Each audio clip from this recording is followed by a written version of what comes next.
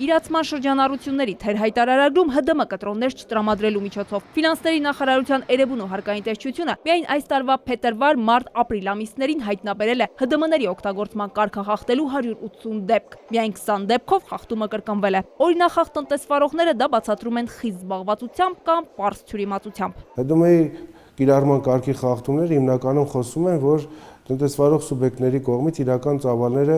էականապես պակաս է հայտարարագրում կամ թաքցվում են հարկող օբյեկտներ, որպեսզի տարեկան արդյունքներով իրանք չգերազանցեն շրջանառության հարկ վճարող համարվելու շեմերը։ Էրեբունու հարկայինի դիտակետում հատկապես ավելացված արժեքի հարկի շեմին մոտ գործունեություն իրականացնող շրջանառության հարկ վճարողներն են, որոնք կասկածելի վարքագծով փորձում են օգտվել փոքր եւ միջին բիզնեսի համար սահմանված հարկային մեղվարչարարությունից։ Ունենք դեպքեր, երբ որ իրեն շրջանառության հարկ վճարող հայտարարած սուբյեկտը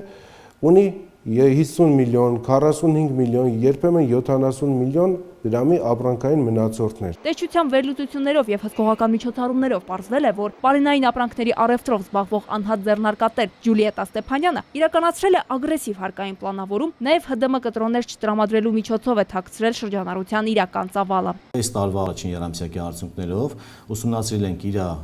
ներկայացրած իրացման շրջանառությունը, ֆիսկալային շրջանառությունը եւ պարզել ենք, որ շուրջ 27%-ով իր մոտ նվազել է